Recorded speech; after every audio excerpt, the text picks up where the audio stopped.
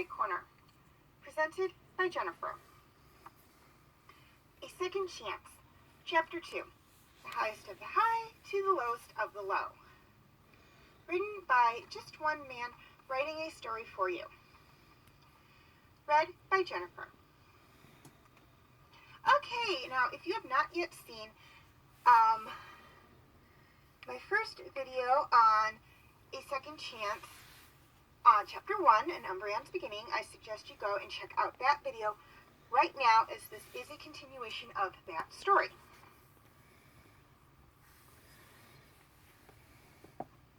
The morning sun came through the window too soon for my liking. Half awake, I nudged Tom and was met with grunts. I kept poking him with my paw until he decided to wake up. After he got dressed, we went to the lobby to eat breakfast. Pokemon food wasn't bad, but the specialized food for specific types always tasted better. Luckily, Tom purchased fire and dark type food, so we enjoyed the special treat after our sweet victory. While we were eating, Tom pulled out a map and studied it in order to decide our next move. After minutes of looking at it, he was still somewhat confused on his next stop, so he turned to us. Okay, on the count of 3, we all point to where we want to go for our next gym challenge. Ready? 1, 2, 3. All 3 of us pointed to different areas. Tom had Electrocute City. I had Olivine City. And Quilava had Azalea Town. After looking at our seemingly random decisions, Tom and Quilava looked at each other with grins on their faces. Quilava, you would want to go back there again, wouldn't you? Tom said, grinning wider. I know how much you want that badge again, but we already have it. Plus, that gym leader wasn't too happy that we swept him. Hearing that made Quilava grin bigger too. He knew that his fire roasted bugs all day long.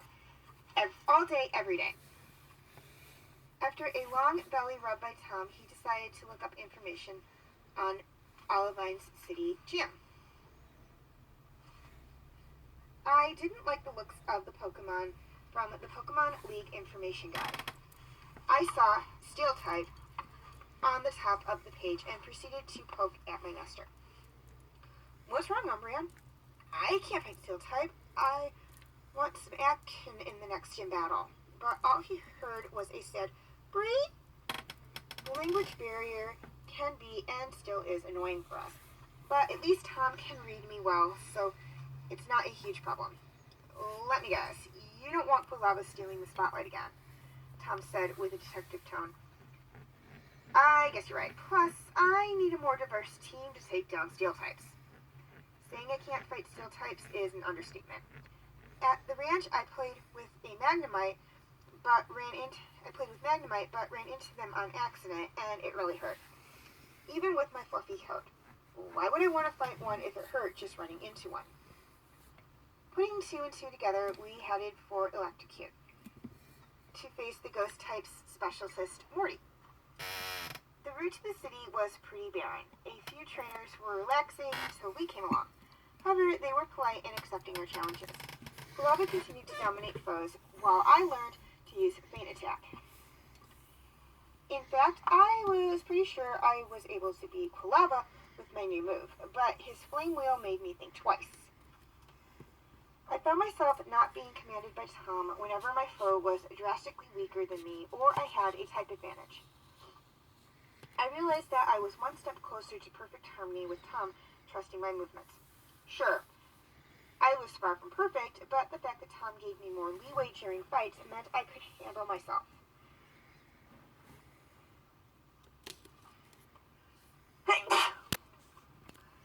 We pulled up to the city entrance in the late afternoon, despite a short route.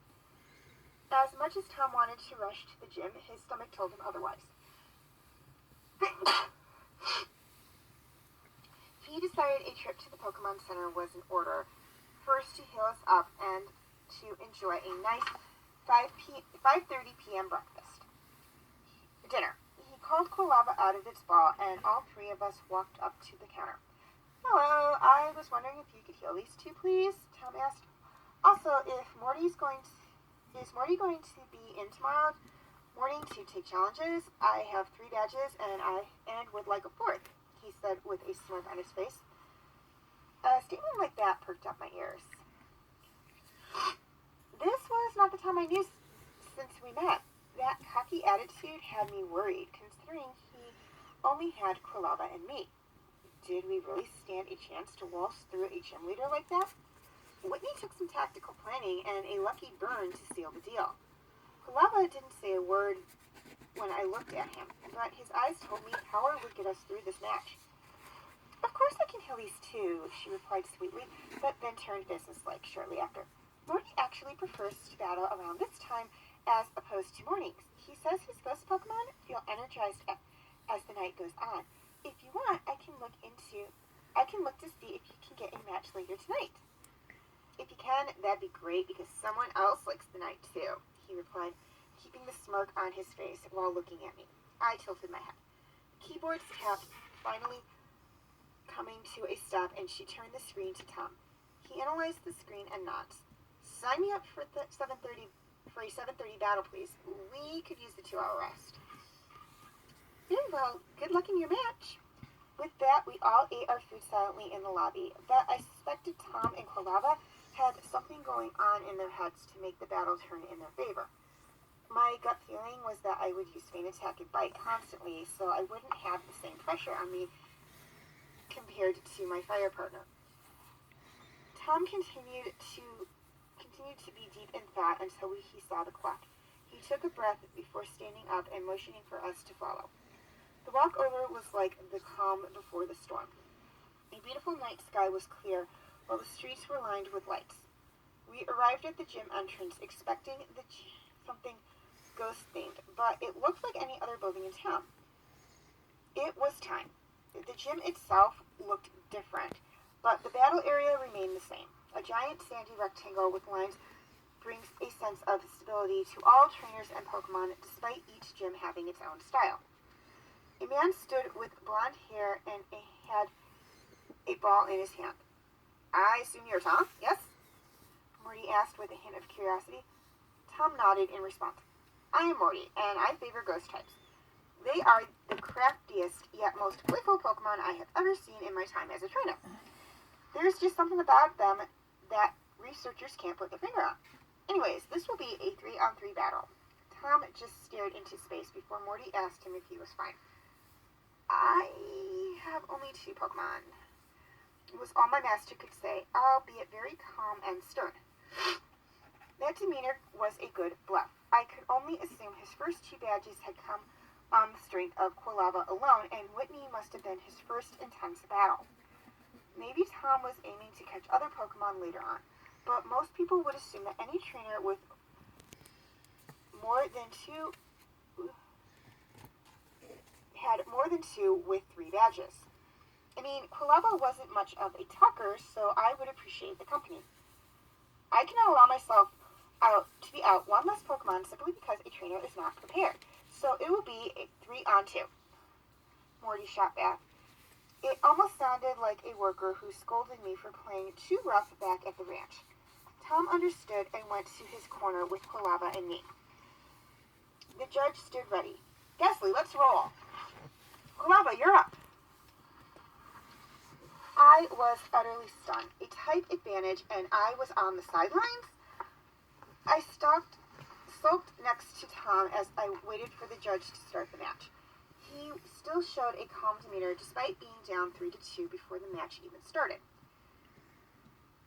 At the judge's command, the battle started. Amber, Hypnosis! Ghastly was hit with the ball of fire, but missed putting Quilava to sleep. Ghastly was visibly upset that its move missed and turned to Morty for an attack. It couldn't come fast enough. Flame Wheel, keep up the pressure. Flames engulfed my battle partner, and he charged towards Ghastly at full speed. An explosion went off in the middle of the battlefield, and with Ghastly struggling to move after the smoke cleared. Ghastly, get up and use Nightshade! To Tom's dismay, it got up and fired a Nightshade toward Quilava, who couldn't dodge it in time. The move connected and Quilava was flat on the ground, but only for a few seconds as he got back up and shook it off.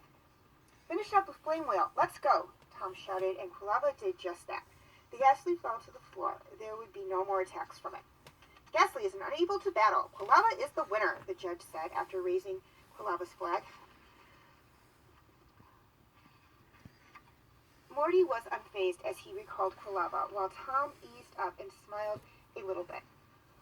Hunter was sent out next, and his smile faded away as our new opponent was more intimidating. Smokescreen, Tom called out, hoping to provide the same advantage as in Whitney's battle. However, Hunter used Lick from long distance, but luckily for Tom, the paralyzing effect didn't happen.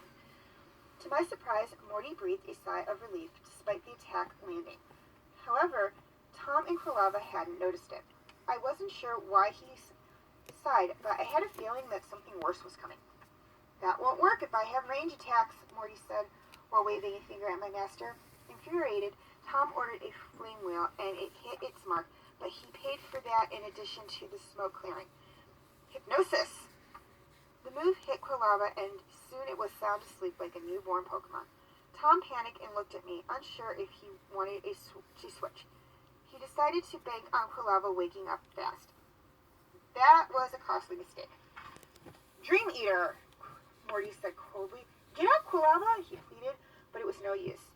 The nightshade from before proved to be too much, and now Hunter passed through Quilava smirking while Quilava shivered in fear and pain until he fainted. The judge raised his flag and declared Hunter the winner. Yep, it was definitely worse than paralysis. Tom and I were awe-stricken by the turn of events. So many questions raced through my mind. How could my partner be knocked out? Had he even come close to being knocked out? Is he really being recalled to his Pokeball? Is the road to the top really that hard? Could Tom handle this? This is only the 4th gym for Arceus' sake. Umbreon, go! Tom stuttered as he pointed to the field. He was broken. I had to bring him back to his senses. Thankfully, he had let me fight on my own before, so I had some idea of how to defend myself while looking for the right time to strike. I entered the field as confident as I could, with a Hunter near full strength and one other Pokemon up Morty's sleeve. The judge motioned the battles to begin, and I was off to the races. I was not going to lose in a gym battle. Not again. Feint Attack was used to counter everything that Hunter threw at me. Nightshades and Shadow Balls couldn't catch up to me as I circled around it. Finally, an opening to nail the Hunter came after Morty ordered a hypnosis, but it missed me. Hunter is unable to battle. Umbreon is the winner, the judge declared, and at that moment I was feeling on top of the world. Only one more foe left. Quilava was let out to witness the final match. As I turned back to my corner, all I could see is a Pokemon filled with hope and my master regaining his confidence. Gengar, it's time to finish this. Go! A blob of pure darkness with red eyes stood before me. No, I will not lose. I refuse to lose. My rings went from dim to a glorious yellow as my body felt leaner and stronger. The judge threw up the flags and the battle proceeded with no comments. I realized that Morty and Gengar had perfect harmony. Both of us could fight to our full potentials because neither of us could tell what was coming next. Our masters stood with arms crossed, waiting for the final blow to be struck, with Tom looking more concerned than Morty. We traded Shadow Balls for feint attacks and licks for bites. It couldn't hide in the shadows for long as I could tell where it was. I kept moving so that hypnosis wouldn't take hold of me, and I did my best to put myself in a vulnerable position. Not to put myself in a vulnerable position. It got to a point where we were circling the field, not wanting to attack at the risk of making the wrong move.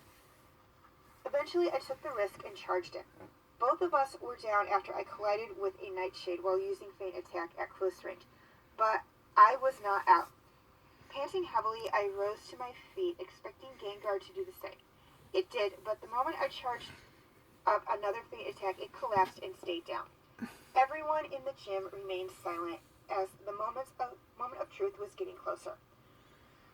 I struggled to remain standing while the judge waited for the judge verdict.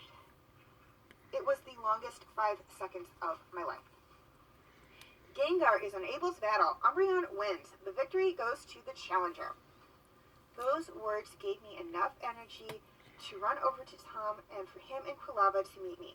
He hugged me and I collapsed in his arms. Morty came over and graciously offered us the badge. Tom took it and smiled. However, I heard Morty begin to lecture my master. You have won today, but you need more than 2 Pokemon to make it through the other 4 leaders. I will, however, acknowledge your strength, so I wish you good luck in your quest. After Morty left, Tom brought me back to my senses with a nice belly rub, and I licked his hand in return. Sorry about the stage fright, Umbreon. I just didn't know how to handle the pressure in time. Quilava hasn't lost a battle since I got him. Anyways, let's go back to the center to rest up. Would you like to walk out in the moonlight? I nodded, since the moon made me feel a little healthier when it was out. On the way back to the Pokemon Center, I became aware that 2 people were following us closely. I attempted to cross the street to lure Tom away from them, and it worked. However, they started to get even closer. Tom picked up on the situation and turned around to confront them, since nobody was wandering the streets so late at night. Both people stood a little taller than my master, with slightly more muscle. Is there something I can do for you 2? They pulled out 3 great balls and let loose Arbok. Give up the Umbreon and you'll be free to go, one man said calmly. Like heck I will. Arbok slithered in front of its master, sensing a fight. We've been following you 2 for weeks after you picked this thing up from the ranch. That idiot running the place shouldn't have sold you that Eevee, but we made sure the accident won't happen again. He thought you were the middleman. What a pathetic excuse. He knew he screwed up because a girl was supposed to pick it up. By the way, why did you buy it? You don't seem like the type of guy to do something like that, or am I wrong? Tom's breathing hastened as he started to get angry. Because I couldn't catch anything, okay? I was desperate. Every Pokemon I tried to catch ran away from me or called its pals to gang up on me. I heard about this place from a guy hanging around the Azalea Town well. Said I could buy one if I had enough money. He pulled out a radio. Hold Pink Chief's position. Nobody is to leave their posts until I get there. We need to have a little talk. He then surveyed the area again to calm himself down. Idiots. All of them. Lucky for me, I don't have to deal with them again after I'm done with you. Last chance to surrender or we'll take it by force. You sure you're not the idiot? I'm not giving him up just because you asked. Listen, you pathetic excuse for a trainer. We know you just got out of the gym. Umbreon over there can't fight right away, and you know it. A truck pulled up next to the curb. Don't try running either. You won't get far. This isn't our first rodeo. Tom started to get into his own fighting stance. The moon gives it a little extra power in a pinch. However, I'm willing to take you on with him. That's it. You just signed your death certificate. Poison sting. Umbreon, bite! I felt an adrenaline rush as I sprinted to dig my teeth into the snake Pokemon. Tom had charged the other man while he attempted to call out a second Arbok. He got in a solid punch, but that was all he could do. Arbok, poison sting on the kid. I couldn't get away from my battle to help. Screams of pain echoed through the street as Tom was covered in cuts. I'm not a kid, he said in labored breaths. I'm 20 years old. Cut it out and fight me like a... Tom hunched over and coughed up a little blood. Looks like you got poisoned. We could just stand here and you'll be out of our way in minutes. All you had to do was give up Umbreon. Tom wasn't having any of it. Quilava! He came out looking exhausted, but the flames on his back were still bright. Ember! The attack was surprisingly effective on Arbok. Fighting until the end? Let me show you no mercy, like a man would. Poison sting, both of you. The onslaught couldn't be dodged as needles pelted the 3 of us. Quilava collapsed next to Tom while I staggered around only because the moon aided me. A third man in the truck sprinted out with an antidote to spray on me. After that, he stomped on our Pokeballs, ensuring we were no longer owned. Idiot, this thing needs to be somewhat healthy. She may be a brat, but she paid good money to get this thing, and she's going to pay us a month's salary for this. I lost the adrenaline rush and collapsed. He put me in a cage in the back. The last thing I saw was Quilava smiling before he stopped breathing. I turned to Tom, and he too was out cold. Or so I thought. He looked up at me, mustering enough strength to speak, despite the poison that would end his life after he was done talking. You'll make it to the top, Umbreon. You'll always be stronger than any opponent. He drew his last breath, and I had officially lost the only friends I ever had. My will to live went down to 0, yet I was forced to stay alive because someone else wanted me. As I was being transported to my unknown destination, I realized that I went from the highest of the highs to the lowest of the lows in a matter of minutes. The only question I had was, what now? All I could do was wait.